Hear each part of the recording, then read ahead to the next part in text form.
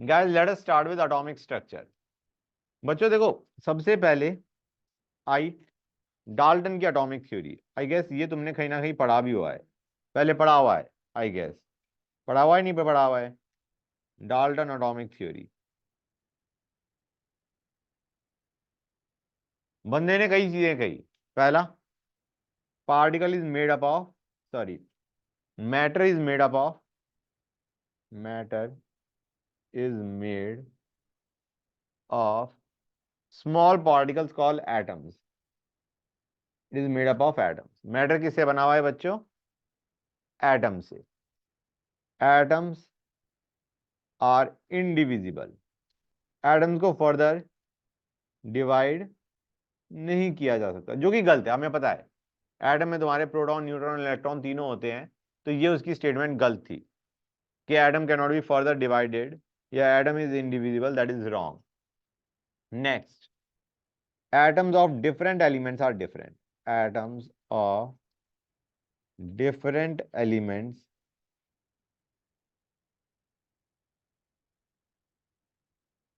differ from each other in properties and mass। भाई different element के atoms हैं, they have got to be different. समझ आ रहा है नहीं आ रहा है बच्चों? एक एलिमेंट के एटम्स एक तरह के, दूसरे एलिमेंट के एटम्स डिफरेंट टाइप के, मतलब different mass, different properties. Clear है बच्चों? Atoms of same element are identical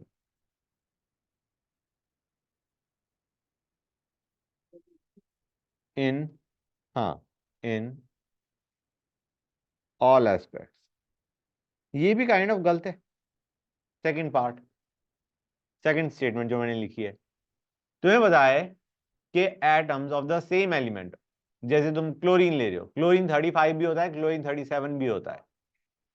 हाँ, तो आइडिया बीइंग कि तुम्हारा, मैं ये बता रहा हूं, atoms of different elements are different, fine, but atoms of the same element can have different mass also. समझ आ रहा है नहीं आ रहा है बच्चों? एक क्लोरीन 35 है, एक क्लोरीन 37 है। You are getting the idea or not? O16 है, O18 है, O17 है। Getting the idea or not बच्चों? कि एक ही एलिमेंट के तुम्हारे जो एटम्स हैं, they are not identical, they have different atomic mass. Basically मैं किसकी बात कर रहा हूं? आइसोटोप्स की। ठीक है ना बच्चों? आइसोटोप का मतलब है तुम्हारा same atomic number. Protons are the ones which decide के एलिमेंट कौन से एलिमेंट का एटम है। प्रोटॉन से पता चलता है कि ये जो एटम है कौन से एलिमेंट को बिलोंग कर रहा है, ये कौन से एलिमेंट का एटम है। किससे पता चलता है बच्चों? Atomic number, number of proton से। अब प्रोटॉन सेम रखो, न्यूट्रॉन चेंज कर दोगे, तो what you get is a isotope. समझ आ रहा है नहीं आ रहा है बच्चों? तो ये आइसोटोप्स के बारे में उसे नहीं पता था, ये गलत हो गई statement. They are not identical in every aspect. Isotopes have different atomic mass, number is same, element same है, मास डिफरेंट है। कोई डाउट यहां तक? Good. Next, elements, sorry, atoms of different elements, atoms of different elements combine in simple ratios to form compounds।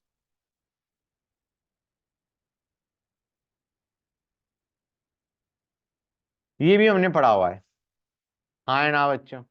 They combine in simple whole number ratio to form compound. कोई doubt यहां तक?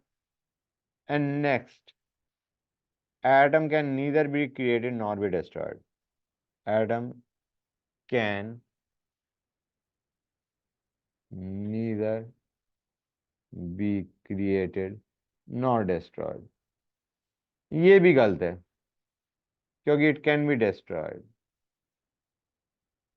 Okay अच्छा, मास तुम्हारा, ये भी गलत है statement. Okay fine. तो ये फेलियर क्यों आया? Why there was failure of this theory? पहला,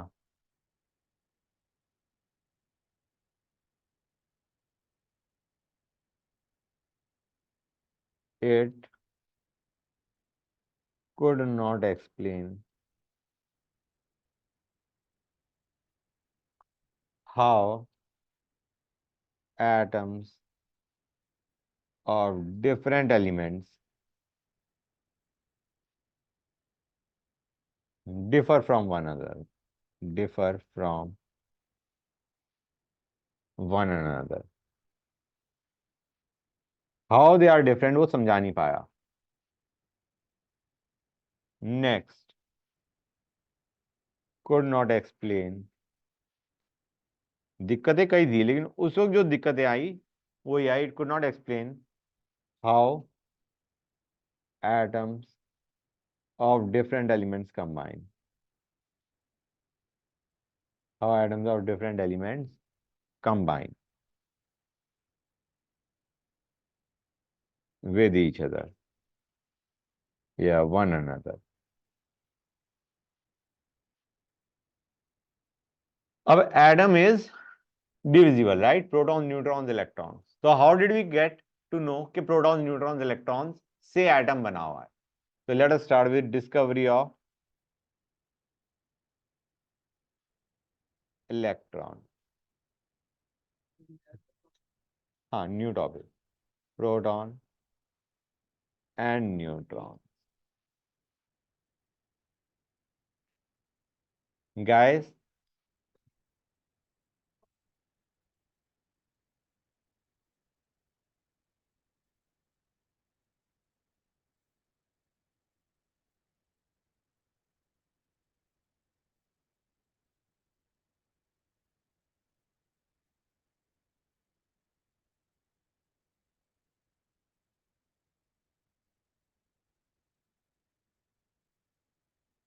बच्चों आवाज नहीं प्लीज. ये हमने ले लिया. गाइस इसे बोलते हैं डिस्चार्ज ट्यूब. इसे क्या बोलते हैं? Discharge tube. डिस्चार्ज ट्यूब में हमने बेसिकली पोटेंशियल लगा दिया. A high potential is applied across the two ends of the discharge tube. ठीक है बच्चों, हाई पोटेंशियल हमने लगा दिया. ये नेगेटिव टर्मिनल, ये पॉजिटिव टर्मिनल. पॉजिटिव टर्मिनल हो गया एनोड, नेगेटिव टर्मिनल हो गया कैथोड बच्चों. Positive terminal anode, negative terminal cathode बच्चों. यहां तक कोई डाउट क्लियर है? तो गाइस देखा क्या गया, जब हमने अंदर वेरी लो प्रेशर जनरेट कर दिया. Very low pressure. Very low pressure का मतलब है गैस बहुत कम प्रेजेंट है इनसाइड द डिस्चार्ज ट्यूब.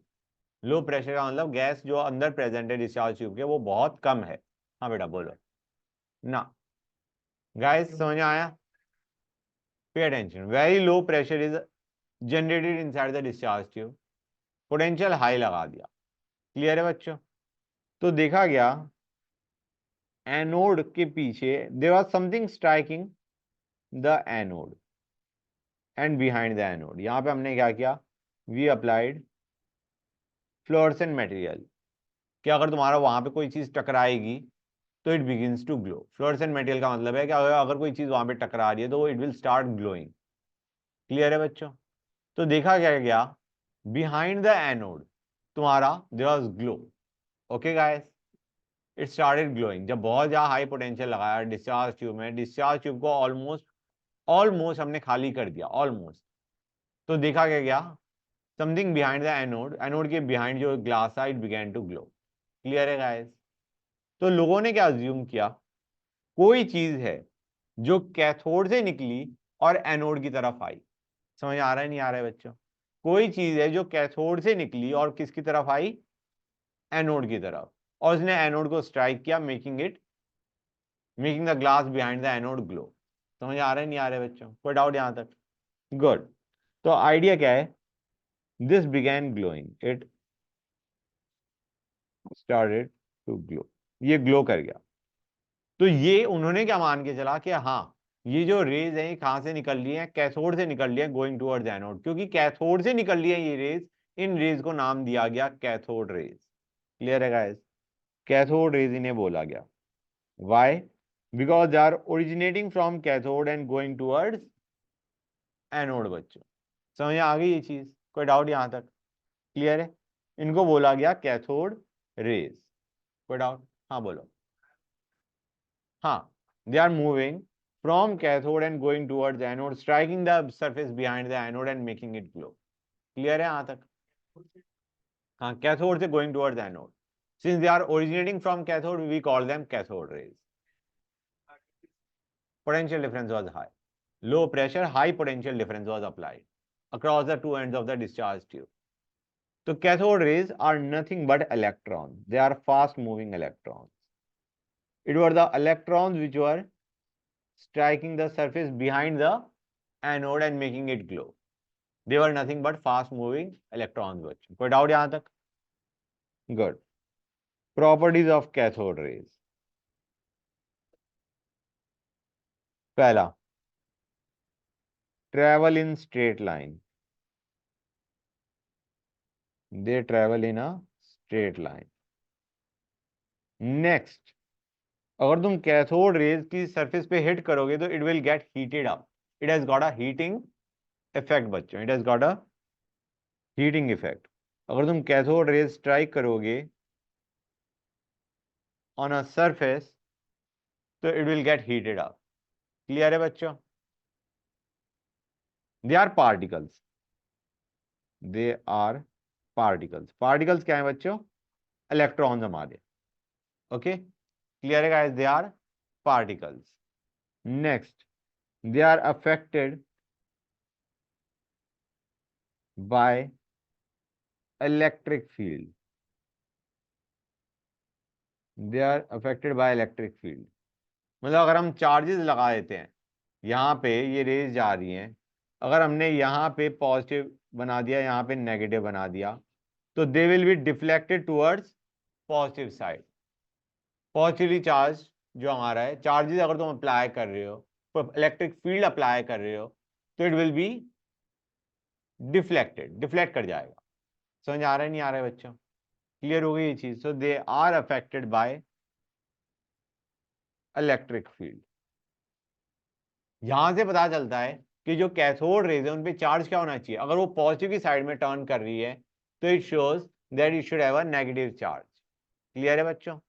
कोई डाउट किसी बच्चे को यहां तक? Good. They are affected by electric field. They are affected by magnetic field. They are affected by magnetic field as well. Okay guys, यहां तक किसी भी बच्चे को कोई डाउट? अच्छा बच्चों, एक और चीज, यहां पे ये जो हमारी कैथोड रेज है, they are just fast moving electrons. It does not matter this. ये जो कैथोड रेज जो हमारी बन रही है, they are not affected by the gas taken inside the discharge tube. तुम कोई भी गैस रखो डिस्चार्ज ट्यूब में, जो कैथोड रेज ऑब्जर्व करी गई, दे वर इलेक्ट्रॉन्स ओनली. क्लियर है बच्चों? समझ आ रहा है नहीं आ रहा है? चाहे तुम कोई सी भी गैस फिल करो डिस्चार्ज ट्यूब में, जो उससे कैथोड रेज बन रही है, जो कैथोड रेज आ रही है, जो बेसिकली एनोड को स्ट्राइक कर रही है, they are same. They are irrespective of the gas taken inside the discharge tube. Clear है यहां तक? जैसे मैं अभी इसको समझाता हूं, इसका यूज कहां पे है. There is something known as E/M ratio. Charge of particle, charge on particle to mass of particle की रेशियो. तो गाइस, कैथोड रेज के लिए वैल्यू क्या आने वाली है? चार्ज कितना होता है बच्चों? इतना होता है, हाँ है ना? और मास ऑफ इलेक्ट्रॉन कितना होता है? इतना होता है नहीं होता है बच्चों? केजी में ले रहा हूं मैं. क्लियर है गाइस?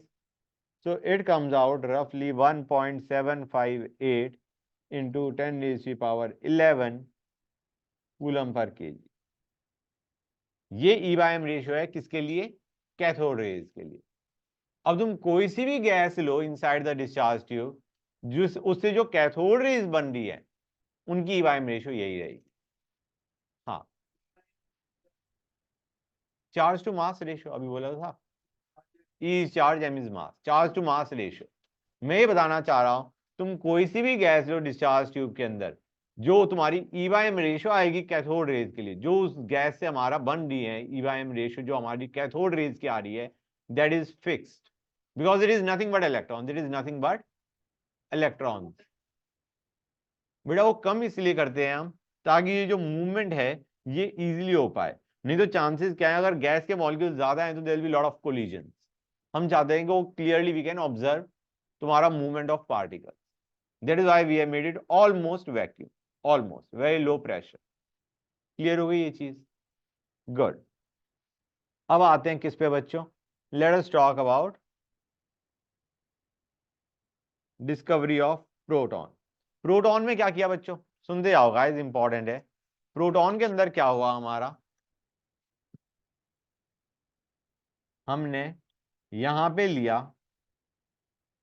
इस साइड में भी फ्लोरोसेंट मटेरियल लगा दिया, और कैथोड हमने ले लिया perforated cathode, holes. Perforated means holes. ठीक है ना बच्चों? देखा क्या गया कि अब the area behind the cathode also began to glow. Clear है गाइस? तो इन्हें इसका मतलब है कोई रेज पक्का जरूर एनोड से निकल रही होंगी एंड गोइंग टूवर्ड्स कैथोड। तो क्योंकि they are originating from anode and going towards cathode, हमने कहा उनको क्या नाम दे दिया? Anode rays. क्लियर है या नहीं? हाँ, ध्यान नहीं गया उनका। अब उन्होंने दूसरा किया तो दूसरी साइड में भी ग्लो कर रहा है। तो ये सिर्फ तभी है ना जब दूसरी साइड भी परफोरेटेड है। हाँ, परफोरेटेड कैथोड लिया था। तो आइडिया बीइंग कि उससे तुम्हारा basically the area they saw that began to glow. वो ग्लो करेगा, ठीक है। हाँ, तो अब आइडिया क्या था हमारा कि ये जो रेज है इन्हें बोला गया एनोड रेज। इन्हें क्या बोला गया बच्चों? एनोड रेज, या इनका एक और नाम भी है कैनल रेज। ये वो रेज हैं जो कि they are originating from anode and going towards cathode, striking it, making it glow. Clear हुआ या नहीं हुआ बच्चों? ये चीज समझ में आई नहीं आई जो मैंने अभी बोला? एनोड रेज या कैनल रेज। ठीक है ना बच्चों? अब पहली चीज लेट अस सी कि एनोड रेज एक्चुअली है क्या। मैंने जब बताया था ना, कैथोड रेज आर इलेक्ट्रॉन्स। तुम ऐसे मान के चलो बच्चों, ये हमारा न्यूक्लियस है, ये हमारे इलेक्ट्रॉन्स हैं जो सर्कुलर पाथ में घूम रहे हैं। मैं एक काम करता हूं, मैं ये लेता हूं, 2 इलेक्ट्रॉन अंदर एक बाहर। ओके गाइस, ये मैंने लिया। गाइस, जब तुम बहुत ज्यादा पोटेंशियल अप्लाई करते हो तो देखा क्या गया कि इसमें से जो गैस प्रेजेंट है इनसाइड द डिस्चार्ज ट्यूब, उसमें से इलेक्ट्रॉन्स, जो वैलेंस शेल के इलेक्ट्रॉन थे, वैलेंस शेल पता है क्या होता है? Outermost shell. उसके इलेक्ट्रॉन्स बाहर निकल जाते हैं। उसके इलेक्ट्रॉन्स क्या हो जाते हैं? बाहर निकल जाते हैं। मतलब बेसिकली ऐसे समझो कि ये जो इलेक्ट्रॉन है ये बाहर निकल गया, वैलेंस शेल का इलेक्ट्रॉन बाहर निकल गया। इलेक्ट्रॉन है नेगेटिवली चार्ज है, किस तरफ जाएगा बच्चों? पॉजिटिव टर्मिनल के पास। ये जा रहा है टुवर्ड्स एनोड, एनोड की तरफ जा रहा है। तो ये जो इलेक्ट्रॉन है ये तुम्हारी क्या होगी? Cathode rays. समझ आ रहा है नहीं आ रहा है बच्चों? ये जो इलेक्ट्रॉन है तुम्हारी क्या हो गई? Cathode rays. वो कैथोड से नहीं निकल रही थी, वो तुम्हारी जो gas taken inside the discharge tube थी उसमें से इलेक्ट्रॉन्स बाहर निकली जब हाई पोटेंशियल लगाया and it struck the anode. Clear है या नहीं? अब अगर हम, हाँ बेटा, तो हम गैस सारी गैसेज नहीं लेते ना, कुछ पर्टिकुलर गैसेज हमने डिस्चार्ज ट्यूब में रखते हैं जिनमें से easily it can be remove. हाँ बेटा, तुमने बहुत हाई पोटेंशियल लगा रखा है तो electron, the negatively charge part of the atom, वो तुम्हारा एनोड की तरफ चला गया। अब आते हैं नेक्स्ट पार्ट पे। बचा क्या है? अगर इलेक्ट्रॉन हमारा वहां पे चला गया, कहां पे? एनोड की तरफ, what is left? Atom minus valence electron. बच क्या गया बच्चों? Atom minus valence electron. It is not something just the nucleus नहीं है, न्यूक्लियस प्लस इनर इलेक्ट्रॉन्स बच गए। एटम माइनस वैलेंस इलेक्ट्रॉन्स का मतलब क्या हो गया? Nucleus plus inner electrons. उस पूरे पे चार्ज क्या है गाइस? डू यू रियलाइज अगर इलेक्ट्रॉन्स बाहर निकल चुके हैं, the atom minus valence electrons वाला जो पार्ट है it will have positive charge. हाँ है ना बच्चों? समझ आ रहा है नहीं आ रहा है? Atom minus valence electrons can be written as nucleus plus inner electrons. Clear है बच्चों? अब ये जो पार्ट है इस पे चार्ज क्या होगा? Overall positive. हाँ है ना? ये गया किसकी तरफ बच्चों? कैथोड की तरफ। This goes towards cathode. समझ आ रहा है नहीं आ रहा है बच्चों? And this is your anode rays. समझ आ रहा है नहीं आ रहा है बच्चों? ये क्या है तुम्हारी? Anode rays. इलेक्ट्रॉन जो है वो तुम्हारे कैथोड रे हो गई, और एटम माइनस वैलेंस इलेक्ट्रॉन ये तुम्हारा एनोड रेज हो गई। समझ आया नहीं आया बच्चों? क्लियर हो गई? हर एक बच्चे को ये चीज क्लियर है? गुड। तो गाइज एक चीज तुम समझ गए होगे, ये हमारा क्या है, दिस इज अवर एनोड रे and electron is our cathode ray. तो गाइज एक चीज तुम समझ गए होगे कि यहां पे जो E बाय M रेशियो है वो डिपेंड करेगा on the gas taken in discharge tube. वहां पे तो सिर्फ इलेक्ट्रॉन्स है, cathode rays were electrons, this is atom minus valence electrons. इस पे जो चार्ज टू मास रेशियो है will be dependent on the gas taken inside the discharge tube. समझ आ रहा है नहीं आ रहा है बच्चों? Dependent on gas taken in discharge tube.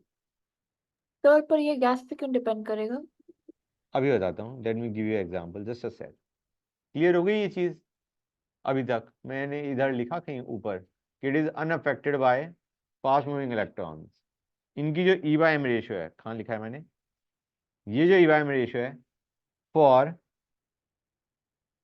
Cathode rays is independent of gas in discharge tube. कोई भी गैस लो, E by M ratio is going to B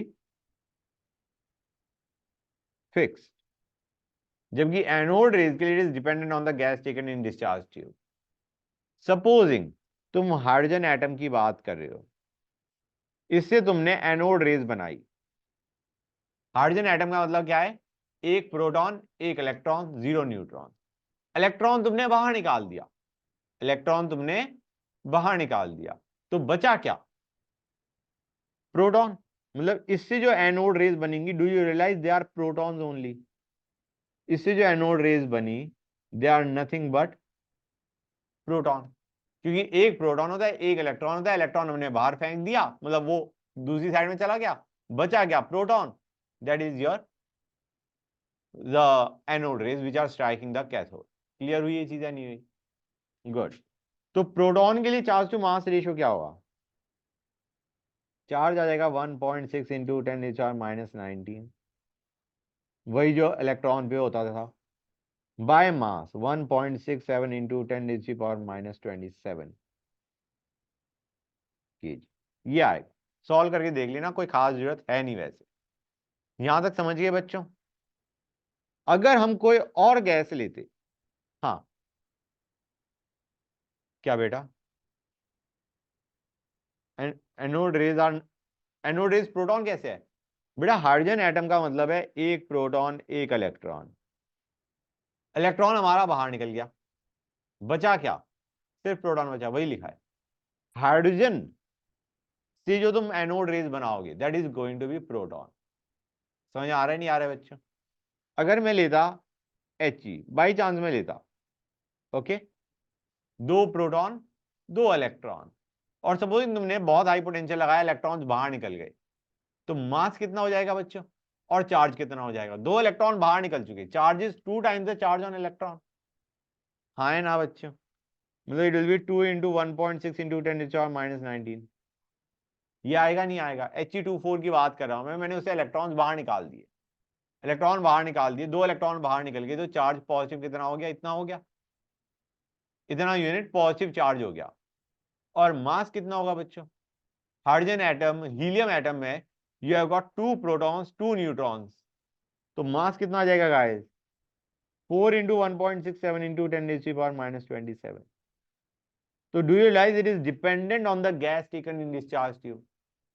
जो गैस लोगे उसके हिसाब से तुम्हारा ई बाय एम रेशियो आएगी फॉर एनोड रेज। समझ में आया नहीं आया बच्चों? जो गैस लोगे, हाँ बेटा, क्योंकि बेटा He24 में दो प्रोटॉन है दो न्यूट्रॉन है, प्रोटॉन और न्यूट्रॉन का मास बराबर होता है। समझ गए गाइस? तो एक चीज तुम समझ गए होगे, e by M ratio is dependent on the gas taken in discharge tube. In fact anode rays में जो highest e by M ratio आएगी वो किसके लिए आएगी, हाइड्रोजन के लिए। क्लियर है बच्चों? This is the highest e by M ratio for anode rays. कोई और हम गैस लेंगे उससे जो एनोड रेज बनेंगी उनकी E/M रेशियो कम ही आएगी।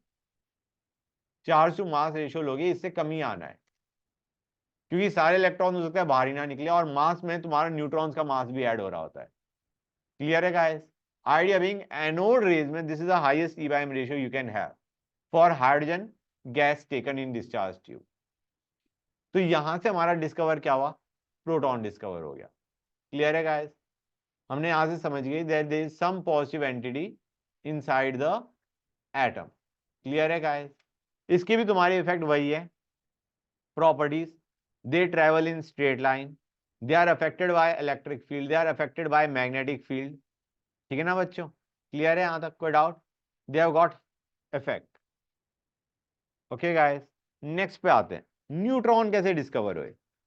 ये हमारा हो गया इलेक्ट्रॉन और प्रोटॉन। न्यूट्रॉन पे आते हैं।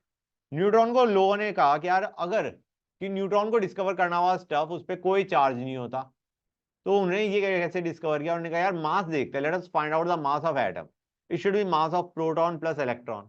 इलेक्ट्रॉन का मास बहुत कम होता है, उसे इग्नोर कर दिया। अब प्रोटॉन का mass should be equal to, total mass of proton should be equal to mass of atom. उन्होंने कहा ये तो मैच नहीं कर रहा, इसका मतलब there must be some neutral entity also inside the atom. तो वहां से हमारे डिस्कवर क्या हो गए? न्यूट्रॉन्स डिस्कवर हो गए। समझ आ रहा है नहीं आ रहा है बच्चों? प्रोटॉन्स और electrons were easily discovered because they had charge. Neutron को डिस्कवर किया बाय मास, कि मास तुम्हारा, mass of atom was not equal to mass of protons only, so there must be some neutral entity having some mass. Clear है guys? यहां से हमारे neutron भी discover हो गए। अब तीनों चीजें डिस्कवर हो गई तो आया how they are arranged in atom. तो पहले आते थॉमसन मॉडल। थॉमसन ने अपनी तरफ से एक मॉडल दिया जिसे बोलते हैं प्लम पुडिंग मॉडल या watermelon model. Plum pudding model या watermelon model. And it failed guys. उसने क्या कहा कि you have got a sphere of positive charge, you have got a sphere of positive charge, sphere of positive charge with electrons embedded in it, with electrons embedded in it। electrons उस positively charge sphere के अंदर धसे हुए हैं। Getting the idea or not? समझ गए? Just like that seeds of a watermelon. कोई doubt यहां तक? But that model failed. क्यों फेल हुआ? क्योंकि उसके बाद एक रदरफोर्ड बंदे ने एक्सपेरिमेंट किया, रदरफोर्ड मॉडल। रदरफोर्ड का एक्सपेरिमेंट देखते हैं पहले। उसने क्या किया, एक पतली सी गोल्ड फॉइल ली। पतली सी क्या ली बच्चों? Gold foil, very thin. तुम्हें पता है शायद, ये तुमने पढ़ा होगा, gold is highly malleable, it can be beaten into sheet, that is one of the best. तो आइडिया, उसने गोल्ड फॉइल ली काफी थिन, और उस पे हिट करा क्या? Alpha particles. He struck it with alpha particles. Alpha particles क्या होते हैं? Alpha particles are nothing but helium nucleus. Alpha particle क्या होता है? Alpha particle is helium nucleus, जिसको ऐसे भी लिखा जा सकता है He242+। दोनों इलेक्ट्रॉन बाहर फेंक दिया हमने। या फिर इसका एक और भी है नाम, हीलियम डबली आयोनाइज्ड आयन। समझ में आया नहीं आया बच्चों? ये बता दो मुझे। डबली आयोनाइज का मतलब वही है, दोनों इलेक्ट्रॉन बाहर फेंक दिए। अल्फा पार्टिकल को हीलियम एटम मत मान लेना, हीलियम न्यूक्लियस। Okay guys? ये हमने मारे गोल्ड फॉइल के ऊपर। ज्यादातर तो सीधे ही निकल गए। ज्यादातर क्या निकल गए? सीधे निकल गए, without being deflected. Majority of them got, they pass through the gold foil. तो इसको मैं लिख दूं, most past, most alpha particles passed straight through, they passed straight through।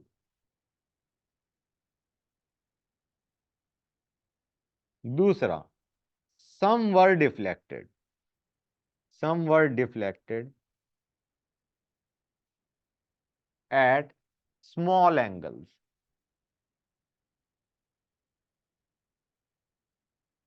कुछ डिफ्लेक्ट कर गए एट स्मॉल एंगल्स। क्लियर है बच्चों? And very few rebounded. Clear हुआ है नहीं हुआ बच्चों? Very few रीबाउंडेड।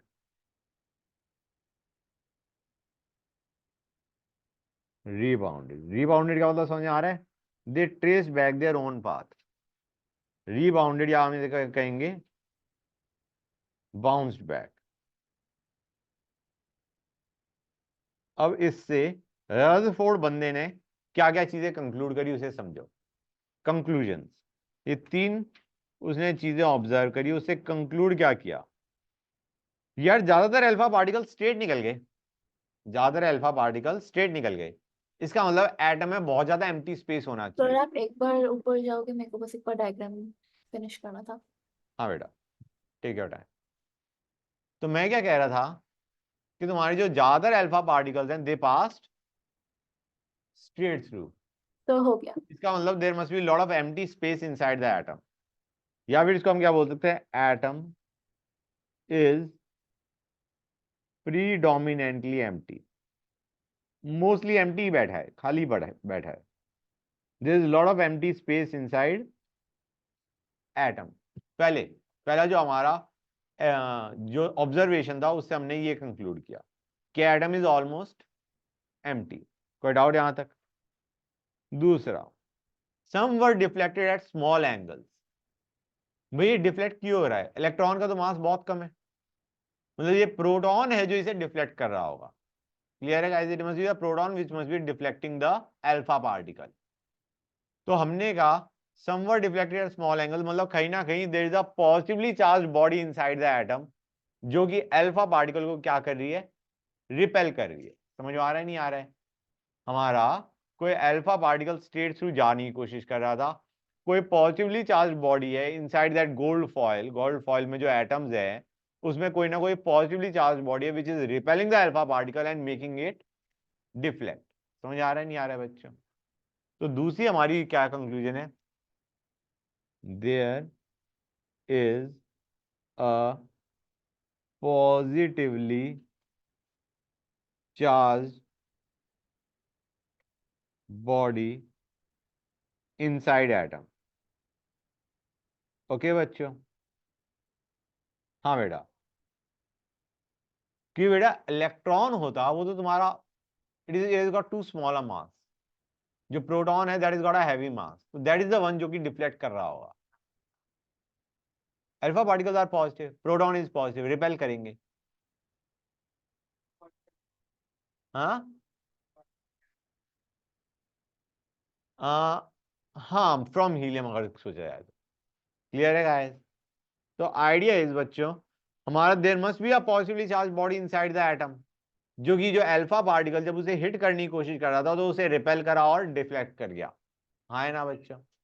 उसने बेसिकली रिपेल किया अल्फा पार्टिकल को और अल्फा पार्टिकल क्या कर गया? डिफ्लेक्ट कर गया। अब पहले और दूसरे पॉइंट को अगर हम कंबाइन करें कंक्लूजन को तो क्या मतलब बनता है कि जो पॉजिटिवली चार्ज बॉडी है that must be in very small region inside the atom. Try to understand, अगर तुम पहले 2 पॉइंट्स को कंक्लूड करते हो तो इसका मतलब क्या है? There is lot of empty space and there is a positively charge body inside the atom. इसका मतलब ये है जो पॉजिटिवली चार्ज बॉडी है it is occupying very less space inside the atom. हाँ है ना? क्लियर हो गई ये चीज?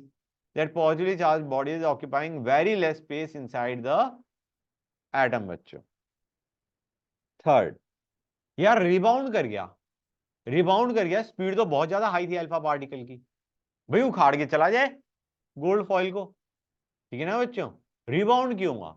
आइडिया बीइंग कि we now we will say कि वो जो पॉजिटिवली चार्ज बॉडी है सारा का सारा mass of the atom is inside that positively charge body. Clear हुआ या नहीं हुआ? वो जो पॉजिटिवली चार्ज बॉडी है inside the atom that is got to have a very large mass. कि अल्फा पार्टिकल स्पीड से भी आ रहा था फिर भी वो रिबाउंड कर गया rather than going straight through. मतलब यहां से हमने क्या कंक्लूड किया थर्ड पॉइंट से कि जितना भी मास एटम का है, मेजरली जितना भी मास एटम का है, वो उस तुम्हारी पॉजिटिवली चार्ज बॉडी में ही है। क्लियर हुआ है नहीं हुआ बच्चों? तो इसको मैं लिख देता हूं, almost all mass of positively charge body, sorry of nucleus, sorry atom, क्या कह रहा हूं मैं, is almost all mass of atom is concentrated inside या in that positively charged body।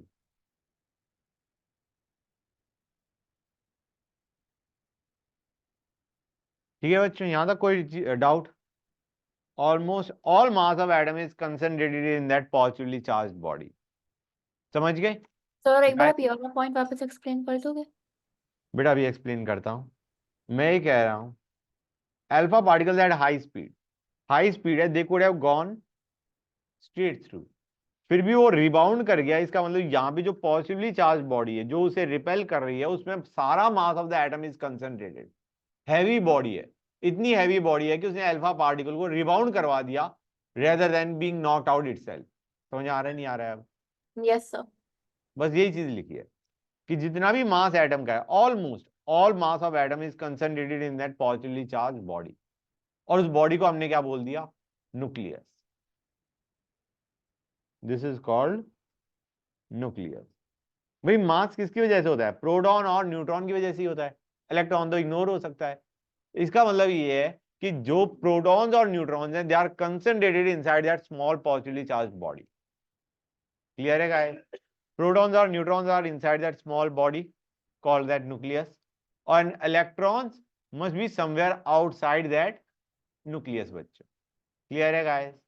तो अब मॉडल क्या था उसका? ये तो उसने एक्सपेरिमेंट किया, एक्सपेरिमेंट से कंक्लूड किया, कंक्लूड करने के बाद what was the result? Result उसने यही कहा कि तुम्हारा न्यूक्लियस में तुम्हारे, रुक होल्ड ऑन सेक बच्चों, protons plus neutrons reside inside nucleus. ये उसने कहा electrons revolve around nucleus in circular path, around nucleus in circular path. ये उसका मॉडल था एटम का। क्लियर है बच्चों? समझ आया नहीं आया? उसने कहा protons and neutrons they reside inside the nucleus and that nucleus is present in very small space inside the atom. समझ आ रहा है नहीं आ रहा है बच्चों? That nucleus is present in very small space inside the atom. बहुत कम स्पेस के अंदर वो एटम में प्रेजेंट है न्यूक्लियस। न्यूक्लियस की volume is very less as compare to the volume of atom. समझ गए? कोई डाउट यहां तक? तो न्यूक्लियस की वॉल्यूम बहुत कम है as compare to volume of atom, और इलेक्ट्रॉन्स जो हैं they are revolving around nucleus in circular path. Clear है बच्चों? समझ गए गाइस? कोई डाउट किसी बच्चे को? नाइस। तो ये हमारा था रदरफोर्ड मॉडल बच्चों। कोई डाउट किसी बच्चे को यहां तक? बोलो guys. Okay, most of the, मैं लिख देता हूं स्टेटमेंट को भी, atom is empty. Most of the atom is empty. हाँ बेटा, हाँ तो मैंने लिख दिया ना इसके बाद, अभी मैं बोल ही रहा था तो मैंने कहा चलो लिख देता हूं। ड्रॉबैक्स ये है कि एक मैक्सवेल ने एक थ्योरी दी थी जिसकी वजह से रदरफोर्ड का मॉडल हो गया फेल। मैक्सवेल ने कहा कि जब एक चार्ज बॉडी जैसे इलेक्ट्रॉन एक दूसरी चार्ज बॉडी जैसे न्यूक्लियस के अराउंड एक्सेलरेटेड मोशन करता है, when a charge body undergoes accelerated motion about another charge body, it should emit radiation. अब ये जो मैंने स्टेटमेंट बोली इसको मैं फिर से बोलता हूं, सुनना। व्हेन अ चार्ज बॉडी जैसे इलेक्ट्रॉन अंडरगोज एक्सेलरेटेड मोशन, तुम्हें पता है circular motion is accelerated motion, तो idea it goes undergoes accelerated motion around another charge body. वो चार्ज बॉडी दूसरी कौन सी है? न्यूक्लियस। तो electron should emit radiation. Clear है गाइस? एमिट रेडिएशन का मतलब है वो एनर्जी बाहर फेंक रहा है। यार जब वो एनर्जी बाहर फेंक रहा है तो do you realise it should, energy lose हो रही है मतलब उसकी स्पीड धीरे हो जानी चाहिए, तो it should go into a spiral and fall inside the nucleus. That doesn't happen. And that is why Rutherford model failed. Clear है गाइस? समझ में आया नहीं आया? When a charged body undergoes accelerated motion around another charged body, it should emit radiation, like electron should emit radiation. So it should lose energy and fall inside the nucleus. It doesn't happen. तो उन्होंने कहा explain करो, he couldn't explain. समझ में आया या नहीं आया बच्चों? क्लियर हो गई ये चीज? कितने बच्चों को इसमें डाउट है? तो मैं लिख देता हूं drawback, drawback of Rutherford model. Okay बच्चों, तो ड्रॉबैक क्या था? मैक्सवेल की थ्योरी थी, Maxwell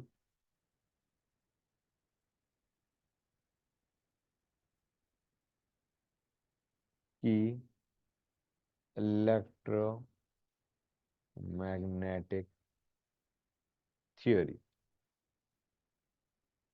when a charged particle undergoes accelerated motion around another charged particle,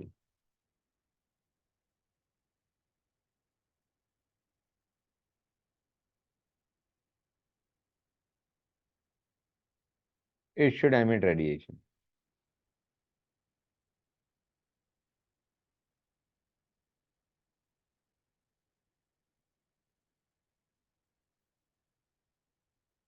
So electron should emit radiation, lose energy and fall into nucleus. उन्होंने कहा करो explain इसे, वो नहीं कर पाया। ठीक है बच्चों, इस थ्योरी के बाद आई बोर की थ्योरी। बोर ने बहुत ज्यादा एक्सप्लेनेशन नहीं दी। उसने कहा कि ये जो तुमने कहा है ना, electrons are revolving in circular path, उसने कहा ये नहीं है कि किसी भी सर्कुलर पाथ में घूम रहा है, वो एक पर्टिकुलर सर्कुलर पाथ है, उसी में इलेक्ट्रॉन घूम रहा है, and when it is revolving in that particular circular path it will not emit radiation. उसने क्या कहा कि ऐसा नहीं है इलेक्ट्रॉन कहीं भी घूम रहा है अराउंड द न्यूक्लियस, कि इधर घूम सकता है इधर घूम सकता है, नहीं। उसने कहा इलेक्ट्रॉन्स की फिक्स्ड पाथ होती है जिनमें अगर वो घूम रहा है it does not radiate any energy, कोई वह एनर्जी बाहर नहीं फेंकता वो, it just keep revolving in circular path without losing energy. हाँ, अगर तुम इलेक्ट्रॉन को, सपोजिंग ये दो पाथ है, तुम इधर घुमाने की कोशिश करोगे, ऐसी पाथ में घुमाने की कोशिश कर रहे हो विच इज, मतलब जहां पे एनर्जी फिक्स नहीं रह रही, तो it will lose energy and fall into the inner orbit. समझ आ रहा है नहीं आ रहा है?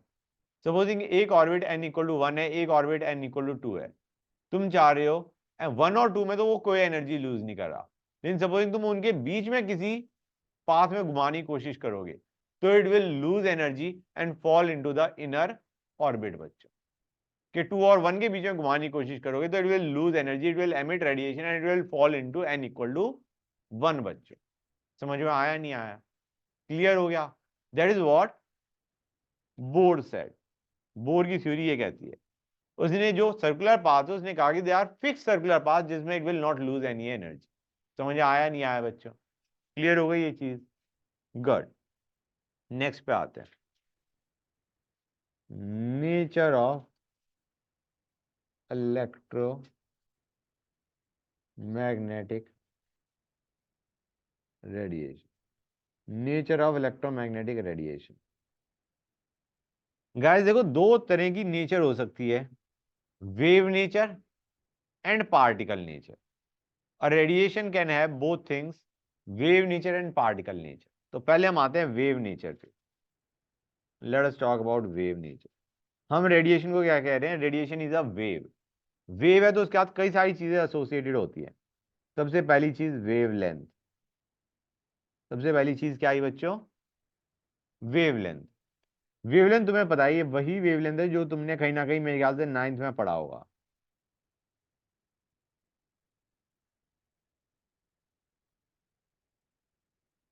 ये क्या हो गया? This is wavelength. क्लियर हुआ है नहीं हुआ बच्चों?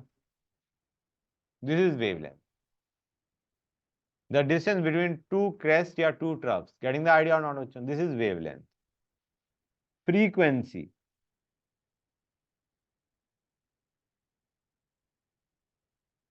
न्यू, ऐसे रिप्रेजेंट करते हैं, कर्ड वी। ओके, जो this is nu, 1/t। Frequency is 1/t। t is the distance sorry, time taken to cover lambda distance for the wave। Lambda distance cover करने के लिए जो टाइम लगा उसे क्या बोलते हैं? T, time period. समझ आ रहा है नहीं आ रहा है बच्चों? T is the time period, time period is the distance, is the time taken to cover lambda distance. समझ आ रहा है नहीं आ रहा है बच्चों? कोई डाउट किसी बच्चे को यहां तक? And frequency is one by time period. Frequency is one by time period. Frequency को हम बोलेंगे क्या बच्चों? It is the number of waves passing a particular point in 1 second। That is how we define frequency। लेकिन दे रखा होगा क्वेश्चन में, क्वेश्चन नहीं आएगा, चिंता ना करो। ओके, क्लियर है यहां तक? Frequency is one by time period. कोई डाउट यहां तक? Frequency of frequency is the number of waves passing a particular point in 1 second. ये डेफिनेशन हो गई 1/टाइम पीरियड कि 1 सेकेंड में कितनी wave are passing through a particular point. तो स्टेटमेंट है, just learn the statement, that's it. तुम्हारे लिए फॉर्मूला इंपॉर्टेंट क्या है? Frequency is one by time period. Okay guys, अब स्पीड ऑफ रेडिएशन क्या होगी? What is the velocity of radiation? Velocity of radiation, यार एक तो वेलोसिटी तुम्हारी रेज की फिक्स्ड है, इतनी होती है, हाँ है ना, 3 × 10⁸ 8 मीटर पर सेकेंड। क्लियर है बच्चों? जो तुम्हारी लाइट रेडिएशन है उसकी ये स्पीड है सी, सी इज 3 × 10⁸ 8 मीटर पर सेकेंड। हाँ फिक्स्ड। इसको हम लिख सकते हैं distance covered by time taken, हाँ या ना? भाई लैम्डा डिस्टेंस ट्रेवल करने के लिए कितना टाइम लगता है? टी। तो क्या मैं इसे ये लिख सकता हूँ? नहीं लिख सकता हूँ बच्चों? C can be written as lambda by T, या फिर हमारे लिए जो इंपॉर्टेंट फॉर्मूला है वो है लैम्डा इंटू फ्रीक्वेंसी। 1/t को मैंने क्या लिख दिया बच्चों? Frequency. So this is a particular formula जो इंपॉर्टेंट है। C is equal to lambda of wavelength of radiation into frequency of radiation. Speed of radiation is equal to wavelength of radiation into frequency of radiation. कोई doubt यहां तक? Speed of radiation, velocity of radiation is wavelength of radiation into frequency of radiation. Clear है? ये कहां से आया समझ आ रहा है? ये जो 1/t है इसको मैंने क्या लिख दिया? फ्रीक्वेंसी। कोई डाउट किसी बच्चे को? आई डोंट थिंक इसमें कोई दिक्कत आनी चाहिए, हाँ है ना बच्चों? एम्पलीट्यूड क्या होता है बाय द वे?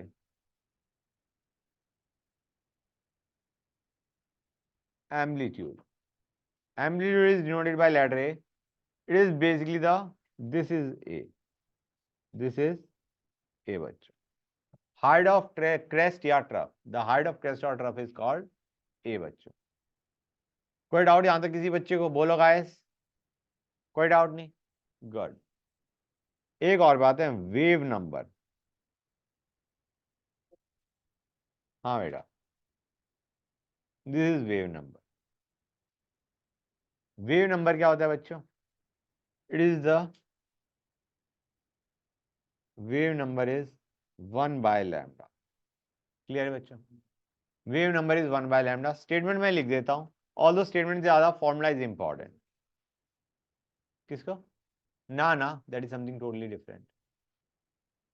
क्लियर है बच्चों? तो late us talk wave about, number का फॉर्मूला 1/λ है। हाँ बेटा, वेव नंबर इज 1/λ, करेक्ट। तो वेव नंबर को हम क्या लिख सकते हैं? It is the number of wavelength per unit length, number of wavelength per unit length. इसकी ज्यादा यूज नहीं है, स्टेटमेंट का इससे ज्यादा इंपॉर्टेंट है formula. It is the number of wavelength per unit length. अब आते हैं बच्चों इलेक्ट्रोमैग्नेटिक स्पेक्ट्रम पे। Let us talk about electromagnetic spectrum. We are done with one particular topic, let us go on to the next, electromagnetic spectrum.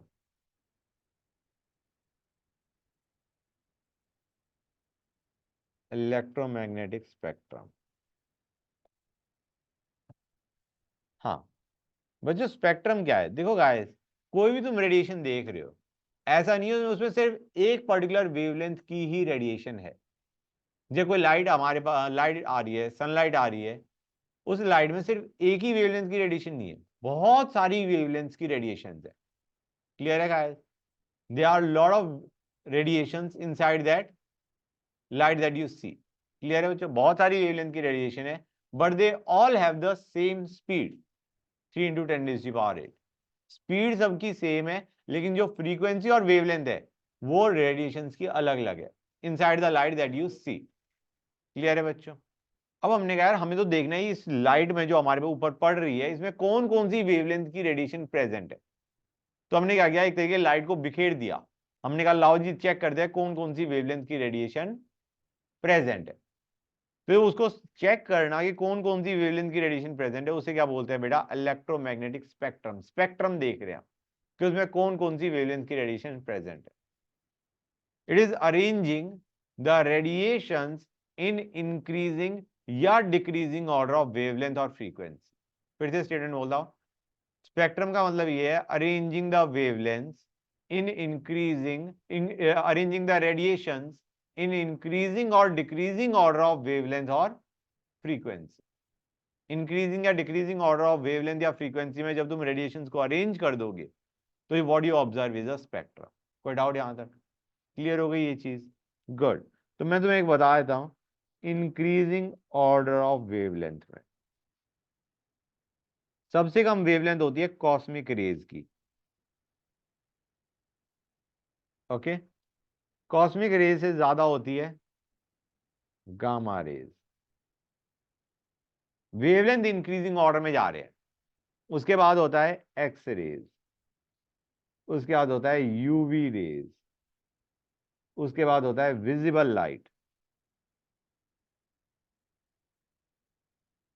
उसके बाद होता है IR raise, infrared rays, उसके बाद होता है माइक्रोवेव, उसके बाद होता है रेडियो वेव। रेडियो वेव्स की सबसे ज्यादा वेवलेंथ होती है, कॉस्मिक रेज की सबसे कम वेवलेंथ होती है। क्लियर है बच्चों? एक चीज मैं और बता दूं, ये अभी हम आगे फॉर्मूला भी देखेंगे, बहुत इंपॉर्टेंट फॉर्मूला आएगा। Energy is inversely proportional to wavelength. तो सबसे ज्यादा एनर्जी किसकी होगी? कॉस्मिक रेज की। और सबसे कम एनर्जी होगी रेडियो वेव्स की, इसलिए वो हमें अफेक्ट ज्यादा नहीं करती। क्लियर है बच्चों? कोई डाउट यहां तक? किसी भी बच्चों को कोई डाउट? विजिबल लाइट में हम देखते हैं दो एंड होते हैं, एक वॉयलेट एंड होता है, एक रेड एंड होता है। वॉयलेट एंड की वेवलेंथ होती है 4000 एंगस्ट्रॉम।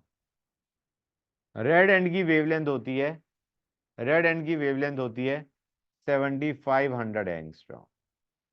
और एंगस्ट्रॉम क्या होता है? 1 एंगस्ट्रॉम इज 10⁻⁻10 मीटर। क्लियर हुआ या नहीं हुआ बच्चों? स्ट्रक्चर पे आ रही क्या? हाँ, मैं ये कहता हूँ फिजिक्स सर बोल रहे हैं तो उसे सफेद कर दे भाई, फिर काला कर दिया तूने, ऐसे सही नहीं है। मैं तो बच्चों को ऐसे पढ़ाता हूँ कि ऐसे वेवलेंथ छोटी होती जा रही है। ये हो गया तुम्हारा रेडियो वेव्स, ये हो गया तुम्हारा माइक्रोवेव्स, ये हो गया तुम्हारा इंफ्रारेड। वेवलेंथ छोटी होती आ रही है, एनर्जी बढ़ती आ रही है, क्योंकि energy is given by h c by lambda. अभी मैंने बस यही बताया कि एनर्जी इज इनवर्सली प्रोपोर्शनल और विब गए, और यहाँ पे हो गया अल्ट्रा वायलेट, अल्ट्रा वायलेट के नीचे हो गया, मतलब वायलेट के साथ अल्ट्रा वायलेट हो गया, फिर एक्स रेज हो गया, फिर गामा रेज हो गया, उसके बाकी बाद का मुझे भी नहीं पता। ठीक है, मैं तो ऐसे बताता हूँ। अच्छा, ओके बच्चों, समझ आया नहीं आया? Guys speak out. बच्चे बोल ही नहीं रहे। Guys yes sir, respond. Clear है। Yes sir. हाँ बोलो। Yes sir. क्या हुआ? फिर कुछ बोल लेते। कौन सा जो भी सर समझा के गए हैं? अच्छा वो मैं अभी बताता हूँ, अभी से मिटा दूं मैं। You got the general idea right? Hold on a sec बच्चों, 1 सेकेंड। ओके बेटा देखो, विजिबल लाइट में एक है होता है तुम्हारा वॉयलेट एंड, एक होता है तुम्हारा रेड एंड। ठीक है ना बच्चों?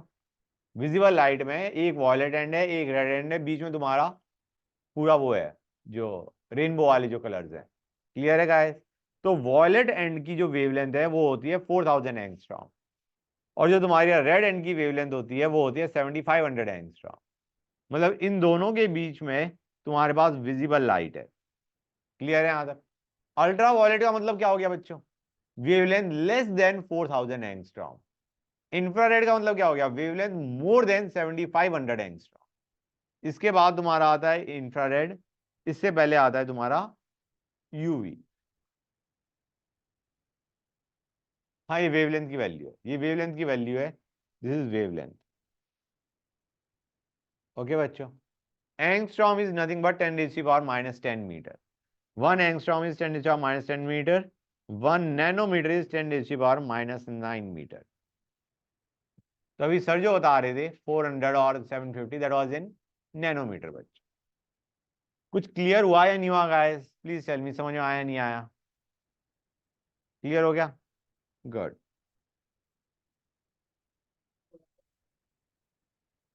हाँ बेटा बिल्कुल।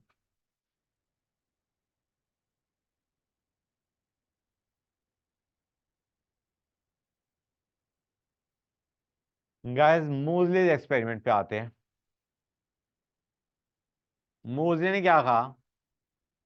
उसने एक मटेरियल लिया, उस पर उसने क्या हिट करा बच्चों? Cathode rays. उसने उस पर रेज हिट करी, एंड जब रेज को हिट किया तो एक्स रेज वर एमिटेड। हमने एक मेटल सरफेस पे, एक मटेरियल पे हमने क्या डाला? Cathode rays. रेज हिट करी, सरफेस ऑफ अ मटेरियल पे हमने कैथोड रेज हिट करी। उससे इट वाज ऑब्जर्व्ड कि new type of radiations were observed, जिन्हें हमने बाद में देखा दे वर एक्स रेज। क्लियर है बच्चों? कोई डाउट यहां तक? ये हमने एक मटेरियल लिया, हाँ मटेरियल लिया, डिफरेंट मटेरियल से different type of x rays were emitted. Metal surface. ठीक है बच्चों? यहाँ पे हमने रेज हिट करी, कैथोड रेज। जब हिट करी तो basically there was emission of x rays, और वो जो एक्स रेज कौन सी, किस फ्रीक्वेंसी की या किस वेवलेंथ की एक्स रेज एमिट हुई, that was dependent on the metal जिसके ऊपर हम हिट करवा रहे हैं। समझ आया नहीं आया? The kind of x rays that were observe, it was dependent on the material taken. बच्चों ये चीज समझ में आई नहीं आई? Basic idea. हाँ बोलो बेटा। नहीं डिफ्लेक्ट नहीं हुई, वो एनर्जी उसने एब्जॉर्ब करी और उसके बाद हाँ फिर एमिट कर। क्लियर है बच्चों? यहां तो कोई डाउट? समझ गए? मैं एक स्टेटमेंट लिख देता हूं, बेटर फील रहेगी। New type of radiation was observed। New type of radiation क्या बच्चों? X rays. They were observed when target material was hit, was placed rather in path of cathode rays. Clear है बच्चों, कोई doubt यहां तक? तो idea क्या था, यहां तक तो समझ गए, कोई डाउट यहां तक? तो ये जो फ्रीक्वेंसी ऑफ, लिख देता हूं मैं, this is the frequency of x rays. तो root of frequency was directly proportional to atomic number of the material taken. Clear है बच्चों? क्लियर है guys? frequency of radiation observed, root of frequency of radiation observed was directly proportional to atomic number of the material taken. Clear है बच्चों, कोई doubt यहां तक? तो इसको जब वैल्यूज डाली गई तो it was a into Z minus b. Actually जब इक्वेट किया गया तो ये आया. यहां से बेसिकली पता चला कि जो प्रॉपर्टीज ऑफ एलिमेंट है, प्रॉपर्टीज ऑफ एलिमेंट्स हैं, they are actually dependent on the atomic number rather than atomic mass. ये हम पीरियोडिक में पढ़ेंगे द नेक्स्ट चैप्टर कि बेसिकली जो तुम्हारी फ्रीक्वेंसी ऑफ जो रेज आई, एक्स रेज जो एमिट हुई, जो एक्स रेज ऑब्जर्व हुई, उनकी जो प्रॉपर्टीज है that was dependent on the material taken. और मटेरियल का भी टू बी एग्जैक्ट क्या बच्चों? Atomic number. तो यहां से पता चला the properties of a material are actually dependent on atomic number rather than atomic mass. Clear हुआ या नहीं हुआ बच्चों? कोई डाउट यहां तक? A is a proportionality constant and B is your screening constant. अभी ये just accepted at face value जो मैं बता रहा हूं उसको याद कर लो. क्लियर है गाइस? यहां तक कोई doubt?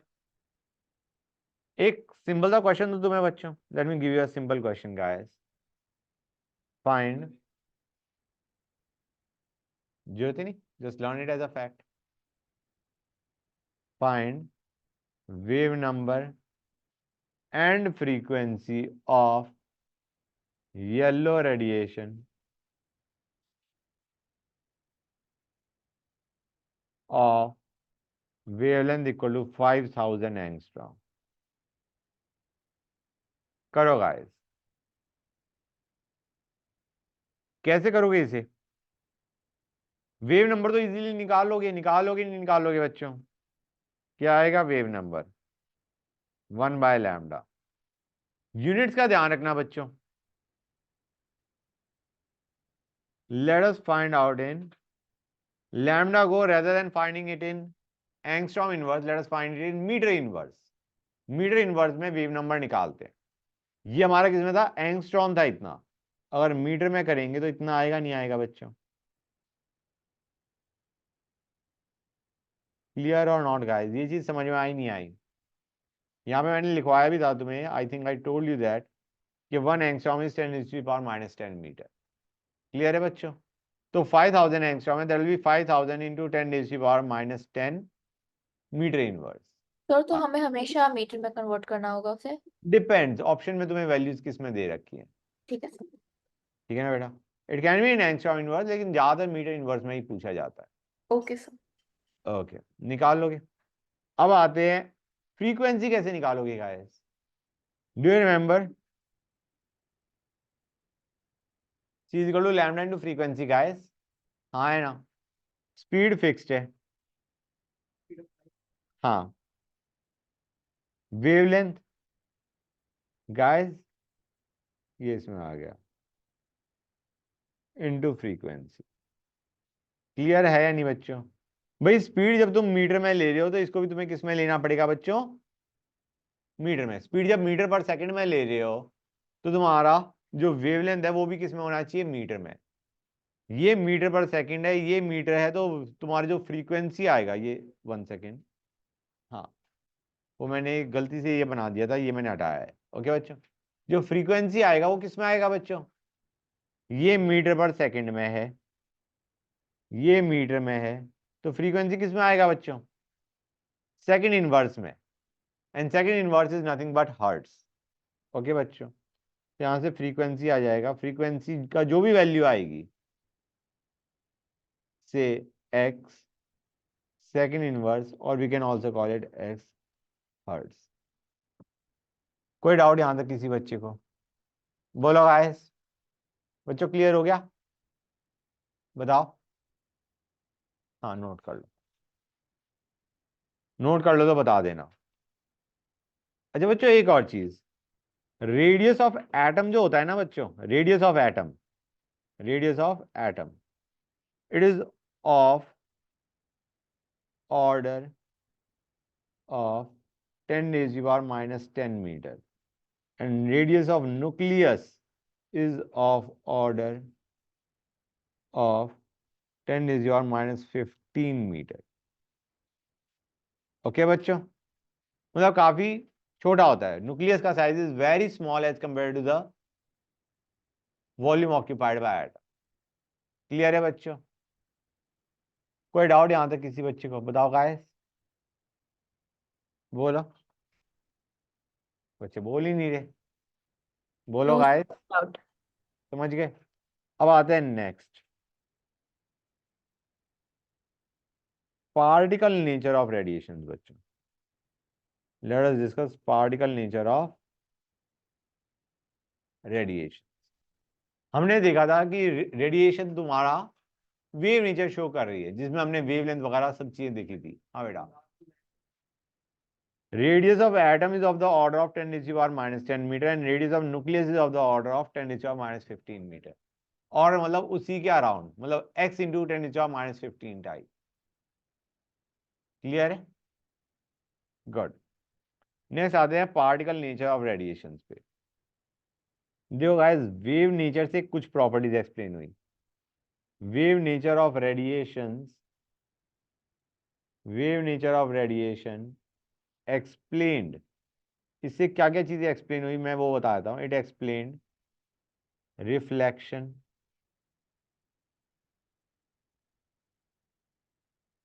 One second, refraction, dispersion, diffraction and interference।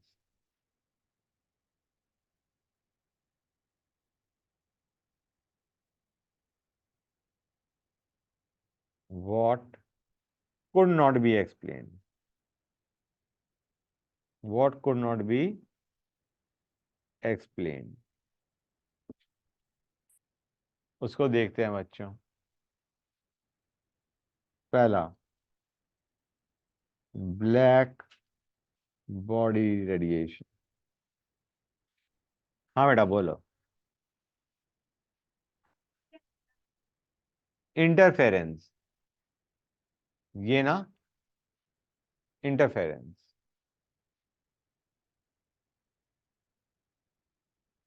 Photo electric effect,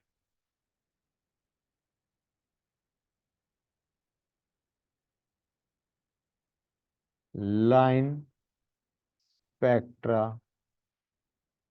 of atoms. इनमें तीनों में से कुछ भी चीज तुम्हें नहीं बता तो चिंता मत करो उसकी। हाँ बेटा, लिख रहे हो? Note it down, one second बच्चों। ठीक है ना गाइस? अब आते हैं particle nature. Particle nature of radiation.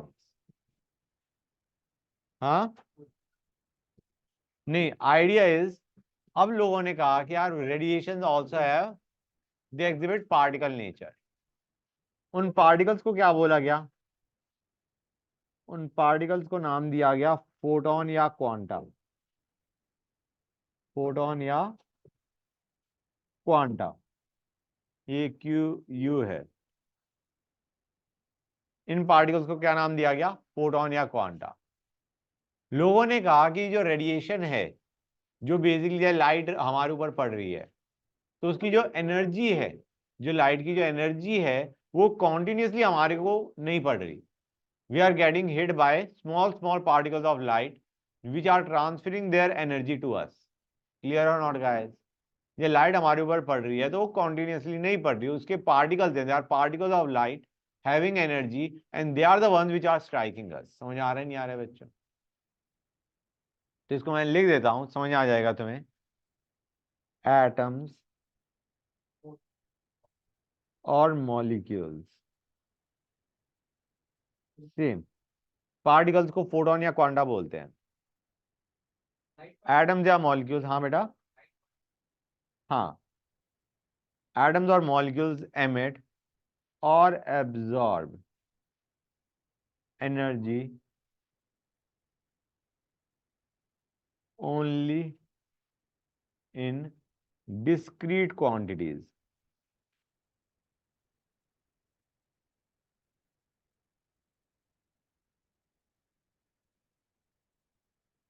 हाँ, डिस्क्रीट, इजियर भाषा में लिखना है। एमिट या एब्जॉर्ब, एटम्स या मॉलिक्यूल्स एमिट या absorb energy only discrete quantities. मतलब idea is you can identify कि कितनी एनर्जी तुम्हें मिली है। डिस्क्रीट वही बताना चाह रहा हूं कि यहाँ पे डिस्क्रीट मतलब यू कैन आइडेंटिफाई। ऐसा नहीं है कि लाइट पड़ी आ रही है तो you are continuously getting energy.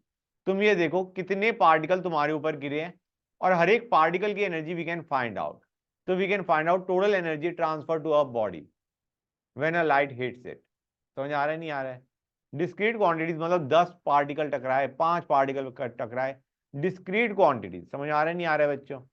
जितने पार्टिकल टकराए उतनी ही एनर्जी ट्रांसफर हो गई। क्लियर और नॉट गाइस? तो दे एब्जॉर्ब एनर्जी या emit energy only in discrete quantities. और वो जो डिस्क्रीट क्वांटिटी है उसको क्या हम क्या बोलते हैं बच्चों? फोटोन या क्वांटा। कि कितने फोटोन टकराए, 10 फोटोन टकराए, 20 फोटोन टकराए, 100 फोटोन टकराए, कितने टकराए, उससे हम निकाल सकते हैं कितनी एनर्जी ट्रांसफर हो गई। क्लियर है गाइस? तो एनर्जी ऑफ फोटोन या quanta is directly proportional to frequency of radiation. It is directly proportional to frequency of radiation. In fact हम क्या बोल सकते हैं? E is directly proportional to frequency। इसको जब इक्वल करोगे तो h न्यू होता है, h इंटू फ्रीक्वेंसी। h होता है हमारा प्लैंक्स कांस्टेंट बोलते हैं इसे, प्लैंक्स कांस्टेंट। क्या बेटा? एनर्जी, एनर्जी ऑफ फोटोन या quanta, energy of one particle, frequency of radiation। तो energy equal to h nu, where h is a Planck's constant जिसकी वैल्यू होती है 6.626 इंटू 10⁻⁻34 जूल सेकेंड। इसको रफली अप्रोक्सीमेट किया जाता है 6.63 इंटू 10⁻⁻34 जूल। 626 होता है, उसको 6.63 लिख देते हैं। क्लियर है गाइस? मतलब अब समझो गाइस, हाँ 6.63 या 6.626 टू बी एग्जैक्ट। क्लियर है गाइस? तो बच्चों 6.6 इंटू 10⁻⁻34 जूल सेकेंड है। अगर तुम ये h की वैल्यू उठाते हो, फ्रीक्वेंसी को सेकंड में लेते हो, सेकंड इनवर्स में लेते हो, तो तुम्हारी एनर्जी किस में आएगी बच्चों? जूल में। कोई डाउट यहां तक? तो अगर तुम्हारे पास n फोटॉन्स है, हाँ बेटा बोलो।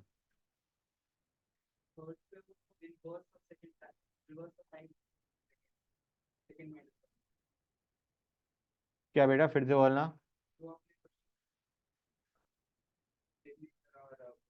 वेव, हाँ, वेव नंबर और हाँ, हाँ सेकंड इनवर्स इज हर्ट्ज। बेटा तो तुम्हारा वेव नंबर आया था मीटर इनवर्स में, वेव नंबर मीटर इनवर्स में आया था, और जो तुम्हारा फ्रीक्वेंसी आया था वो तुम्हारा सेकंड इनवर्स। हाँ, हाँ, मीटर पर सेकंड में है। एन फोटॉन्स है, टोटल एनर्जी एन फोटॉन्स है, तो टोटल एनर्जी क्या हो जाएगी बच्चों? N h nu. क्लियर है गाइस? समझ आ रहा है नहीं आ रहा है? अच्छा, ज्यादातर तुम्हें क्वेश्चन में फ्रीक्वेंसी नहीं दी होगी, तुम्हें दे रखी होगी वेवलेंथ। क्लियर है गाइस? ज्यादा तुम्हें फ्रीक्वेंसी नहीं दे रखी होगी, क्या दे रखी होगी? वेवलेंथ। तो इसका फॉर्मूला होता है, फ्रीक्वेंसी तुम्हें याद है बच्चों, wavelength by wavelength into frequency is speed, wavelength into frequency is speed. तो यहां से मैंने फ्रीक्वेंसी को क्या लिख दिया, स्पीड बाय वेवलेंथ। क्लियर हुआ है नहीं हुआ बच्चों? एच न्यू को मैंने क्या लिख दिया, एच सी बाय लैम्डा। ज्यादातर ये यूज होगा, ये रिलेटिवली कम यूज में आता है। ज्यादातर क्वेश्चन में तुम्हें फ्रीक्वेंसी नहीं दे रखी होगी रेडिएशन की, क्या दे रखी होगी, वेवलेंथ। समझ में आया नहीं आया बच्चों? हाँ हाँ लिख लो। क्या बेटा?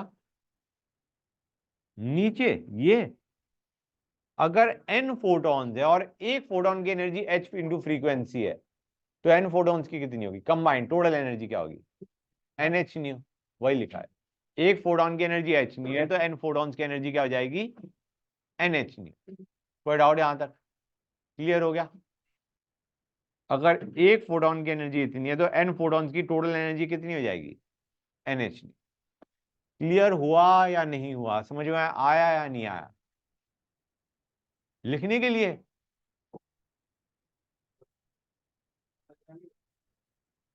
ओके,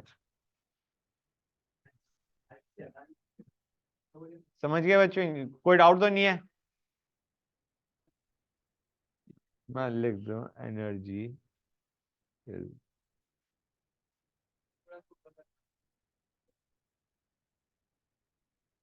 हाँ बेटा अभी करता हूँ।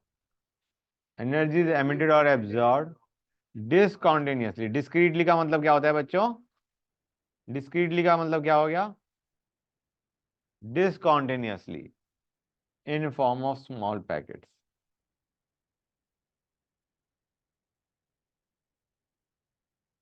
पैकेट्स जिनको क्या बोला जाता है बच्चों,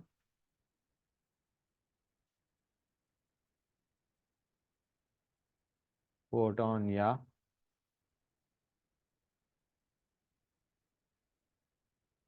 क्वांटा।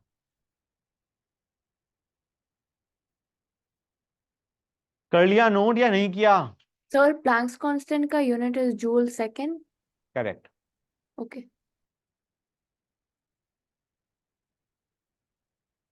करा नोट, नहीं किया नोट? करो गाइस, करो नोट।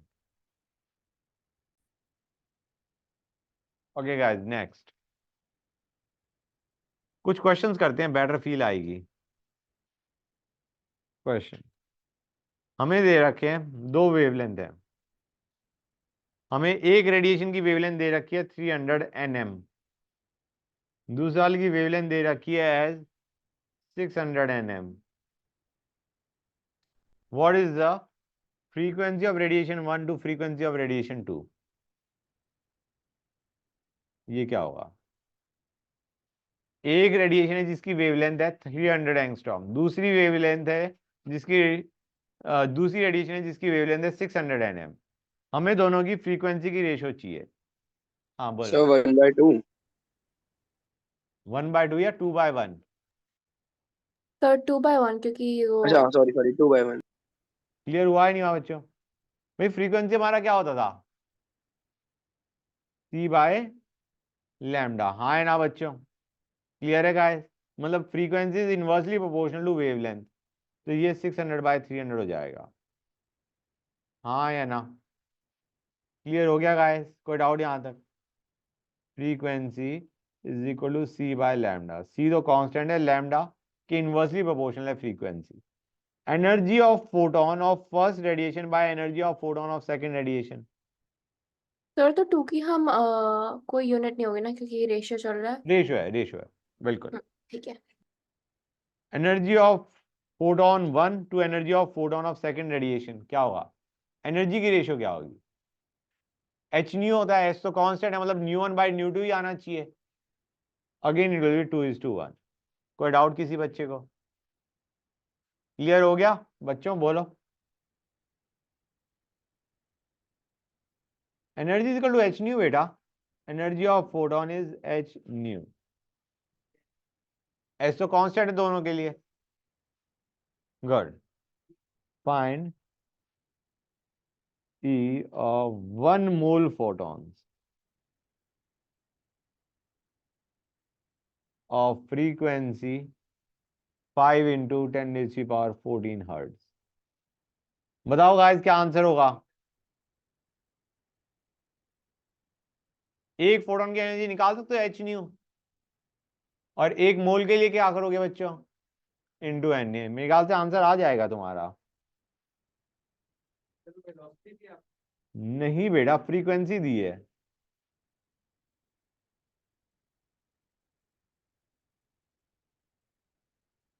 बस ये और बता दो ये आंसर आएगा किस में।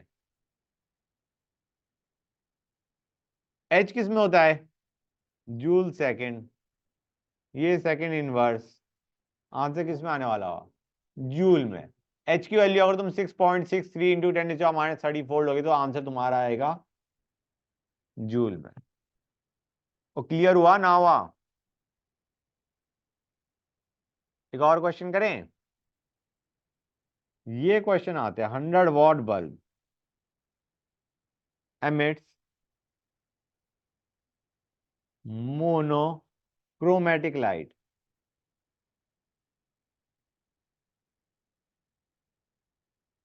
of wavelength 400 nm. Find number of photons emitted per second by the bulb. समझ ही नहीं आ रहा होगा बोल क्या रहा है वो क्वेश्चन में। एन निकालना है, नंबर ऑफ फोटॉन्स। गाइस इधर ध्यान दो, 100 वॉट का मतलब क्या है, पावर है पर सेकंड। मतलब इसको हम ये बोल सकते हैं 100 जूल एनर्जी वो बाहर फेंक रहा है पर सेकंड। 100 जूल एनर्जी वो फेंक रहा है पर सेकंड। क्लियर है गाइस। अब पूछा गया है वो जो 100 जूल है वो कितने फोटोन से बनेगा। भाई उसने पूछा है ना पर सेकंड कितने फोटॉन्स बाहर जा रहे हैं। भाई पर सेकंड टोटल एनर्जी कितनी बाहर जा रही है, 100, क्योंकि 100 वॉट बल्ब है। हाँ है ना, समझ आ रहा है नहीं आ रहा है। 100 वॉट का मतलब हो गया 100 जूल एनर्जी पर सेकंड, और हमें पर सेकंड ही पूछा गया है कितने फोटोन बाहर निकल रहे हैं। तो does this seem correct, 100 will be equal to n h nu या n h c by lambda. बताओ गाइस, भाई इतनी एनर्जी कितने फोटोन से आ रही है, निकाल लोगे नहीं निकालोगे बच्चों। 100 वॉट का मतलब 100 जूल एनर्जी पर सेकंड निकल रही है। हाँ है ना बच्चों, और पर सेकंड ही पूछा गया है कितने फोटॉन्स एमिट हुए, तो यहां से हमारा आंसर आ जाएगा। गाइस एक काम करो, सॉल्व करने की कोशिश करो, कुछ अच्छी अच्छी चीजें पता चलेंगी।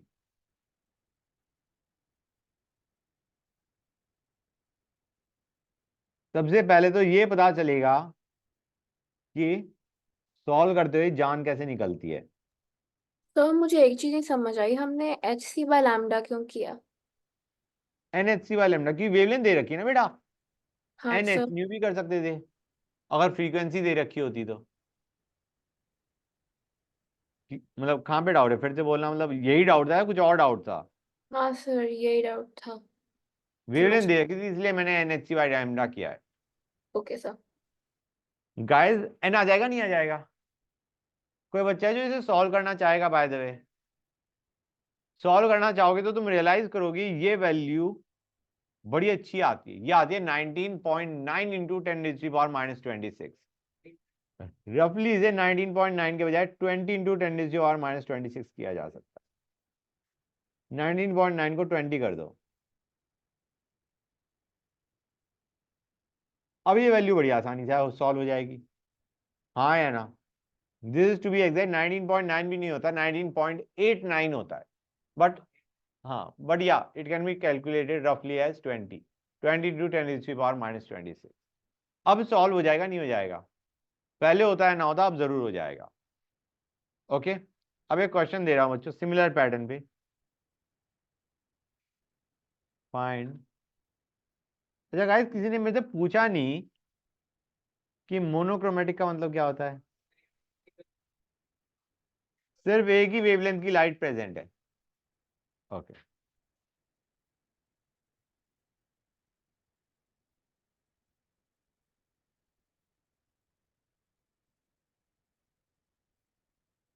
फाइंड, क्वेश्चन सुनो guys, number of photons emitted in 10 hours bye 60 what sodium lamp. ये एन मैंने शॉर्ट में लिख दिया, सोडियम लैम्प है हमारे पास, उसका 60 what is the power, 100 hours में वो कितने फोटोन एमिट कर रहा है, sorry 10 hours, my bad, 10 hours में वो कितने फोटॉन्स एमिट कर रहा है?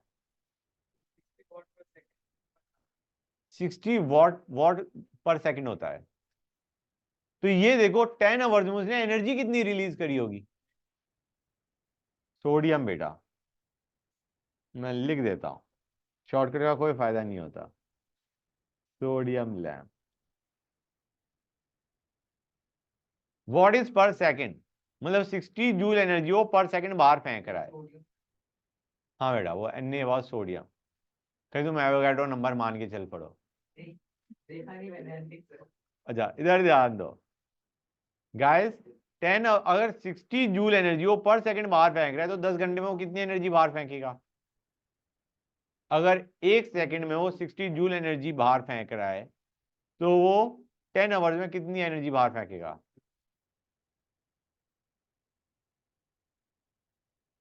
Does this seem correct?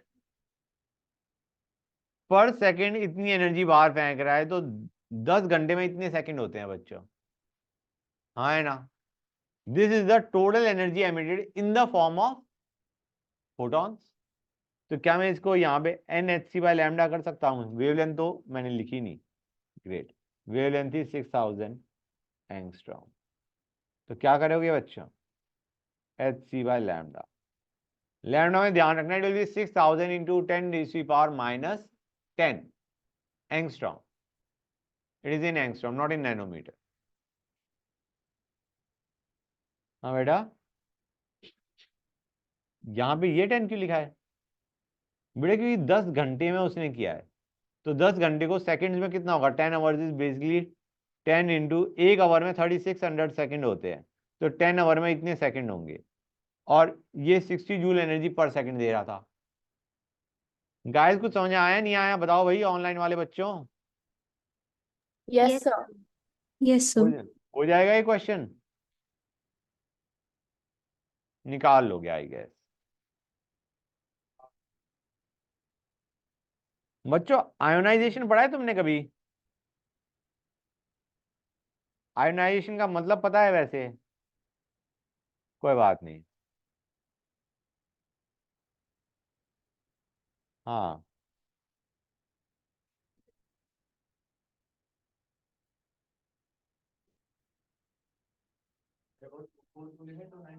To fold,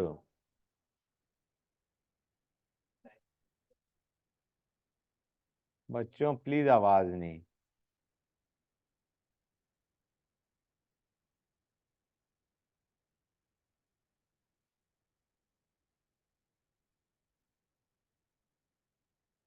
guys तुम्हें याद है मैंने बताया था आउटर मोस्ट इलेक्ट्रॉन को बाहर फेंकते हैं हम। आइडिया इज एटम में से आउटर मोस्ट इलेक्ट्रॉन को बाहर फेंकने के लिए जो एनर्जी चाहिए, फिर से बोल रहा हूं ध्यान से सुनना, एटम में आउटर मोस्ट इलेक्ट्रॉन को बाहर फेंकने के लिए जो एनर्जी चाहिए उसे क्या बोलते हैं बच्चों? Ionisation energy. एटम में से जो आउटर मोस्ट इलेक्ट्रॉन जो ऑलरेडी सबसे आउट है उसको बाहर फेंक दिया, उसको हमने बाहर निकाल दिया, उसके लिए जो एनर्जी चाहिए उसे क्या बोलते हैं? Ionisation energy. जैसे Na से, एक मिनट रुक जाओ, जैसे Na से Na प्लस बना रहे हैं, Na से क्या बना रहे हैं? Na plus, that is ionization energy of sodium. Na से Na प्लस बना रहे हैं, जो आउटर मोस्ट इलेक्ट्रॉन है उसे हमने बाहर फेंक दिया। क्लियर और नॉट?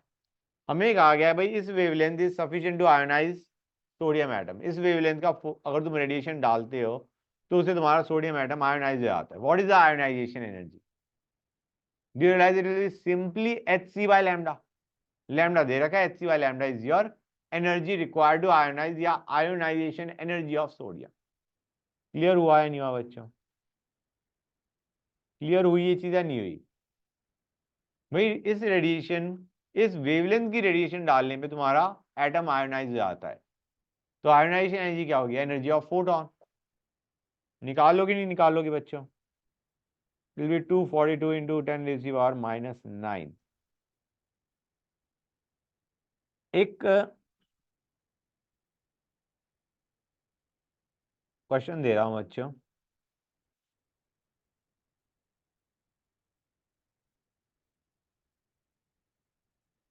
क्या बेटा?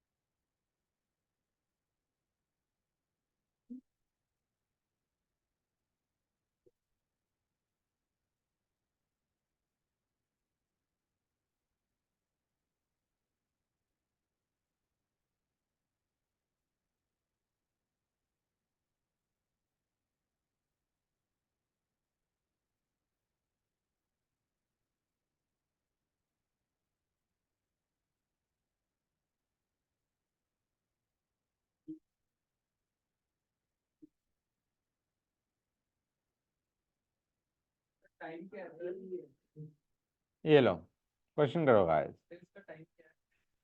कौन सा टाइम बेटा? 150 वॉट टाइम। स्टेटमेंट पढ़ो ना, लास्ट स्टेटमेंट पढ़ो, लास्ट दो वर्ड। पर सेकेंड। गाइस करो, प्लीज डू। हाँ बेटा, make the expression guys, tough नहीं है। बस यहाँ पे एक नई चीज करी है कि ये नहीं कहा सारी लाइट इज, सारी energy is emitted in the form of light. 8% of the energy is emitted in the form of light.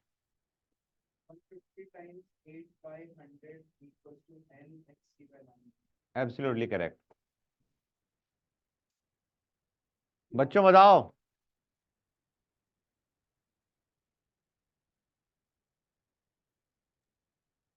किसी और बच्चे का भी एक्सप्रेशन बना या नहीं बना? Yes, sir. Is this the expression that you are getting? The values put कर दी।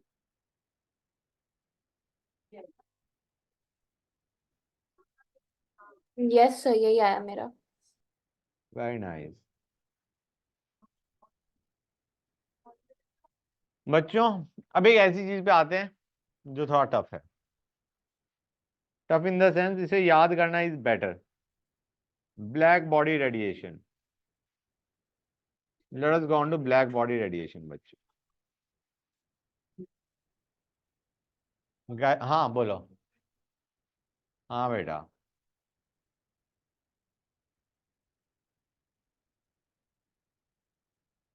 गाइस आवाज नहीं।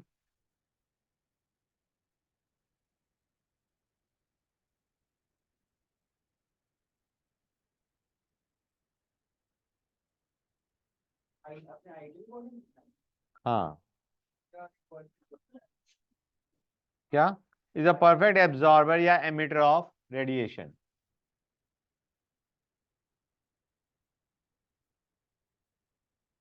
क्या हुआ बच्चों?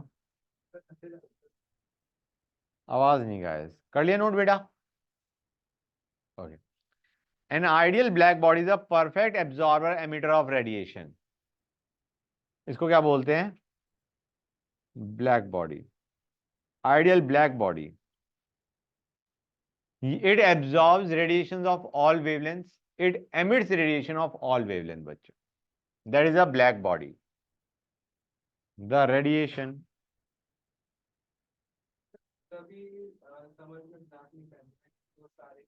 हाँ बेटा।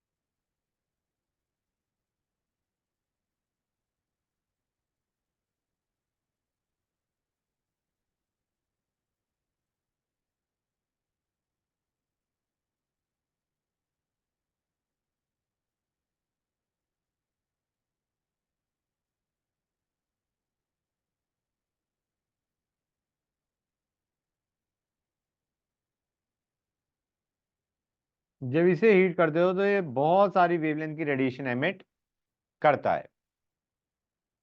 एग्जाम्पल, हम्म, नहीं नहीं नहीं, कौन सी वेवलेंथ एमिट होगी, दैट डिपेंड्स ऑन टेम्परेचर। अभी बताता हूँ, just give me a sec. If F ही लिख दिया मैंने। If iron is heated, if iron is heated, first it turns dull red, और हीट करोगे तो it becomes more red, और हीट करोगे it turns white, and then it turns blue as temperature is increases, as, हाँ,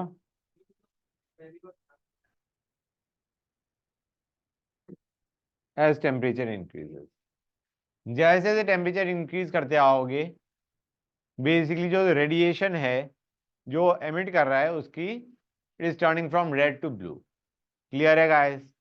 अब तुम्हें पता है रेड की वेवलेंथ होती है ज्यादा और ब्लू की वेवलेंथ होती है कम बच्चों, हाँ है ना? ब्लू की वेवलेंथ कम होती है, एनर्जी ज्यादा होती है, एनर्जी ज्यादा होती है ब्लू की, और रेड की एनर्जी कम होती है। रेड की वेवलेंथ ज्यादा होती है, ब्लू की वेवलेंथ कम होती है बच्चों। कोई डाउट यहां तक? गुड। तो एक बार मैं लिख दूं,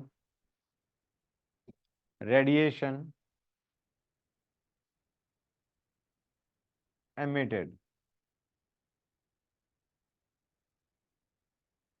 goes from lower frequency to higher frequency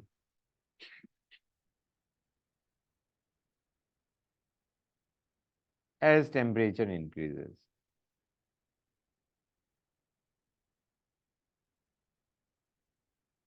ठीक है बच्चों? ना exact frequency distribution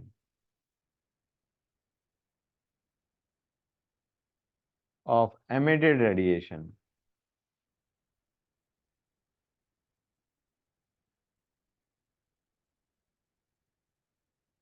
depends only on temperature।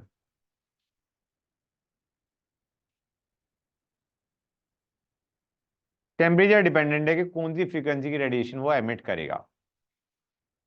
हाँ, at a given temperature, intensity of radiation emitted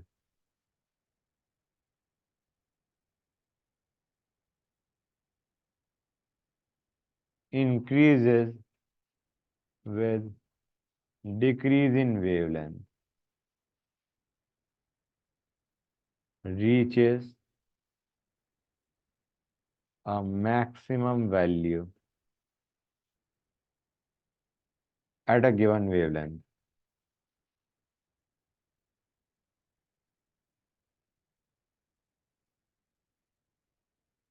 and then starts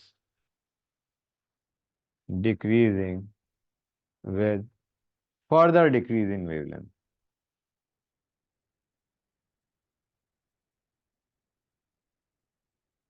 ये अभी समझ में नहीं आया होगा, I am pretty sure. reaches a maximum value at a given wavelength, it reaches a maximum value at a given wavelength and then starts decreasing with further decrease in wavelength। okay guys, एक बार note कर लो, फिर मैं कर बताता हूँ, कर में समझ में आ जाएगा ये स्टेटमेंट क्या कहना चाह रही है। क्लियर हो गया गाइस? हाँ बोलो।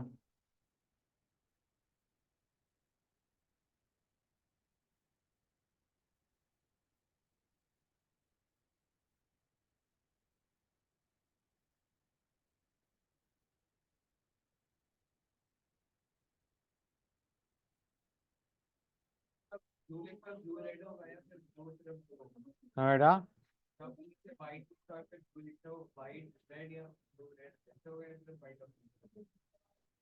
नहीं वाइट एंड देन ब्लू, पहले वाइट फिर ब्लू। गाइस इधर ध्यान दो,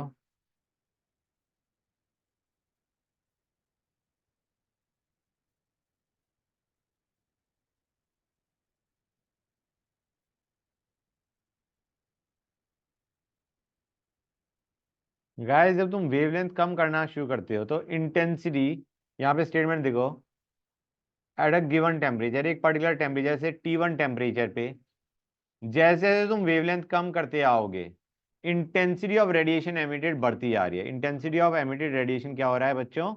इंटेंसिटी बढ़ता जा रहा है, नहीं बढ़ता जा रहा है? इंटेंसिटी इज इंक्रीजिंग, बढ़ रहा है with decrease in wavelength. Clear है? At a particular wavelength it reaches a peak, maximum value, and with further decrease in wavelength the intensity starts decreasing. Clear है बच्चों? एट अ पर्टिकुलर टेम्परेचर जब तुम wavelength कम करते हो तो तुम्हारी intensity बढ़नी शुरू हो जाती है, एक मैक्सिमम वैल्यू अटेन करती है, और उसके बाद फर्दर डिक्रीज इन वेवलेंथ लेके आओगे तो your intensity starts decreasing. Clear हुआ या नहीं हुआ बच्चों? सर पर फिर वेवलेंथ डिक्रीज कैसे हो रही है? बेटा इसका देखो, इसका ज्यादा वो मत जाओ उस डिटेल में, बस ये याद रखो कि जो अभी बताया है उसको, मतलब just learn it as a fact कि एग्जैक्टली कर्व क्या है। इसको जस्ट 1 सेक, 1 मिनट रुक जाओ। अरे यार ये मिटेगा, पूरा मिटेगा, हो गया। एट अ पर्टिकुलर टेम्परेचर तुम्हारा, मैं क्या बता रहा था, with decrease in wavelength intensity increases reaches a maximum value, and with further decrease in wavelength it starts decreasing, intensity decreases. ये कर एग्जैक्टली कैसे आया उसको अभी रहने दो, थोड़ी देर के लिए रहने दो। क्लियर है गाइस? दो डिफरेंट टेम्परेचर पे हम इंटेंसिटी वर्सेस वेवलेंथ का कर्व देख रहे हैं, T2 being greater than T1, T2 being greater than T1 guys. समझ आया नहीं आया बच्चों? ये चीज क्लियर हुई या नहीं हुई? गुड, फॉर द टाइमिंग इसे इतना ही रखो। हाँ बेटा, क्यों नहीं, note it down, note it down guys.